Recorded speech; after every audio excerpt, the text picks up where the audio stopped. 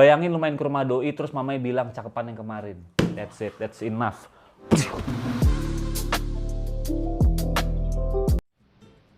Oke, assalamualaikum warahmatullahi wabarakatuh.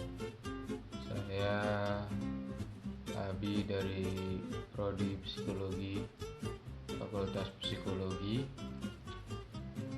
Di sini mau menyampaikan tentang sosialisasi mengenai pentingnya protokol kesehatan 5M ya, dan pentingnya untuk ikut vaksinasi gitu. Ya, meski udah lebih dari setahun ya pandemi corona ini di Indonesia gitu, angka kasus positif aja udah sampai 1,5 gitu, 1,5 juta. Ini bukan satuan, ratusan atau ribuan, bukan, juta ini mainnya udah. Tapi ya di balik kabar buruk ada kabar baik. Sekitar 1,3 juta ini orang berhasil pulih dari serangan virus SARS COVID-19. Ya, penurunan sekitar 1,3 juta itu ya harus, kalau di negara kita, nggak tahu kalau di negara lain, di negara kita itu harus melaksanakan protokol 5M ya, 5M, yaitu 1. Mencuci tangan, 2. Memakai masker, 3. Menjaga jarak, 4. Menjauhi kerumunan, 5. Mengurangi mobilitas. Paham? Oke, kita bahas dari yang pertama. Mencuci tangan. Rutin mencuci tangan hingga bersih adalah salah satu protokol kesehatan yang cukup efektif untuk mencegah penularan virus corona. Oke, tapi biar lebih maksimal ya seenggaknya cuci tangan itu 20 detik lah ya, 20 detik. Terus jangan cuma sekali sehari gitu, jangan cuma sekali ya, beberapa kali gitu, terutama setelah masak gitu, atau setelah makan, atau setelah pakai kamar mandi gitu, atau bahkan setelah menutup hidung saat batuk atau bersin. Itu harus cuci tangan ya, agar virus-virus dan kuman-kuman mati gitu. Tapi ya jangan cuma pakai air, harus pakai sabun juga gitu, atau pembersih tangan. Terus yang kedua, memakai masker. Pada awal pandemi virus corona tahun lalu, Organisasi Kesehatan Dunia WHO menyatakan bahwa penggunaan masker hanya direkomendasikan untuk orang sakit, bukan orang sehat. Namun virus jenis COVID-19 merajalela hingga saat ini membuat protokol kesehatan bisa berubah-ubah seiring bergulirnya waktu. Beberapa waktu selang kebijakan WHO di atas, WHO akhirnya mengeluarkan himbauan agar semua orang, baik yang sehat ataupun sakit, agar selalu menggunakan masker saat beraktivitas di luar rumah. Kebijakan WHO ini sempat ditegaskan oleh Presiden Joko Widodo, presiden kita semua yang tercinta.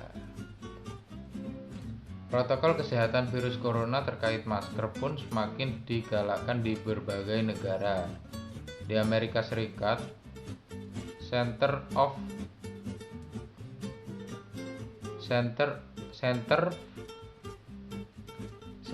for Disease CDC memperbarui pedoman terkait penggunaan masker. CDC menghimbau masyarakat Amerika Serikat harus mengenakan masker meski berada di dalam rumah pada kondisi tertentu. Menurut CDC, penggunaan masker dalam rumah dilakukan ketika terdapat anggota keluarga yang terinfeksi COVID-19, terdapat anggota keluarga yang berpotensi terkena COVID-19 karena aktivitas di luar rumah, merasa terjangkit atau mengalami gejala COVID-19, ruangan sempit, dan tidak bisa menjaga jarak minimal 2 meter. Tuh. Lagian saya heran gitu, kenapa banyak orang yang ya walaupun sekarang udah berkurang gitu ya, tapi masih banyak gitu yang gak mau gitu pakai masker. Katanya pengap gitu, susah napas gitu. Anda jangan salah, masker ini fungsinya bukan cuma menghalau virus loh, bukan cuma mencegah COVID-19 loh. Masker ini mempunyai manfaat lain, yaitu bagi orang-orang, terutama Anda ya, yang insecure dengan muka Anda gitu, kurang bersyukur gitu. Masker ini bisa Anda jadikan tameng loh gitu. Banyak kok teman-teman saya juga sempat begitu. Walaupun akhirnya saya lelah, dompet saya tipis buat beli masker gitu. Akhirnya saya beli masker yang biasa-biasa aja, nggak perlu yang model-model gitu. Kalaupun ada itu pun paling dikasih teman. 3. Menjaga jarak. Protokol kesehatan lainnya yang perlu dipatuhi adalah menjaga jarak. Protokol kesehatan ini dimuat dalam Keputusan Menteri Kesehatan RI dalam protokol kesehatan bagi masyarakat di tempat dan fasilitas umum dalam rangka pencegahan dan pengendalian COVID-19. Di sana disebutkan menjaga jarak minimal 1 meter dengan orang lain untuk menghindari terkena droplets dari orang yang bicara, batuk, atau bersin, serta menghindari kerumunan, keramaian, dan berdesakan. Bila tidak memungkinkan menjaga jarak, maka dapat dilakukan berbagai rekayasa administrasi dan teknis lainnya. Rekayasa administrasi berupa pembatasan jumlah orang, pengaturan jadwal, dan sebagainya. Sedangkan rekayasa teknis antara lain dapat berupa partisi, pengaturan jalur masuk dan keluar, dan sebagainya. Tuh.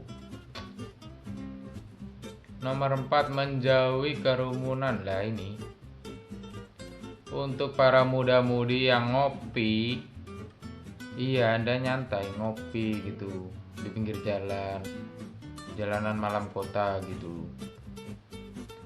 Tapi Anda tidak sadar, Anda menularkan atau tertular COVID dari teman Anda ataupun dari orang lain gitu ya. Jaga jarak lah, jangan bergerumbul gitu.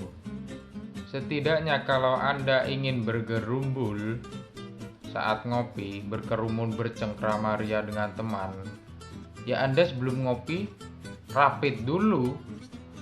Ngopi tiap hari ya rapid tiap hari gitu, biar sehat, biar gak terkena COVID. 5. Mengurangi mobilitas.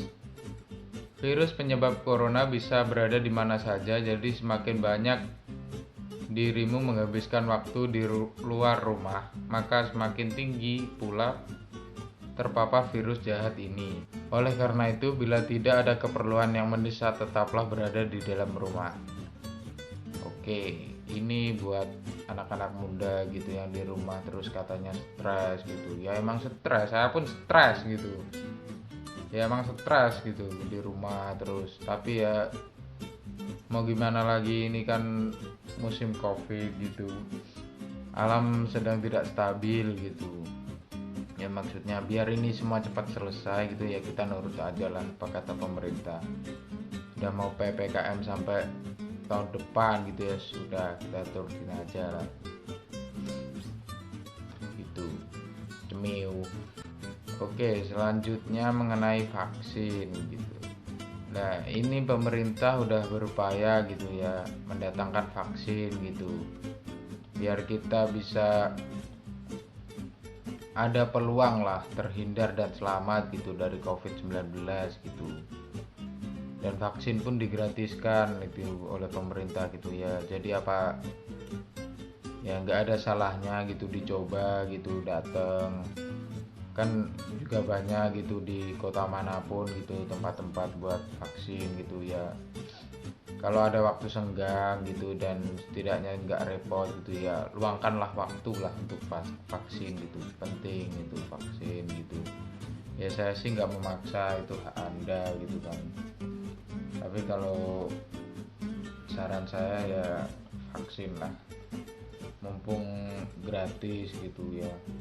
Oke, sekian sosialisasi mengenai protokol kesehatan 5M dan pentingnya vaksinasi dari saya. Apabila ada salah kata ya mohon maaf, kalau nggak dimaafin juga terserah. Wassalamualaikum warahmatullahi wabarakatuh. Bye.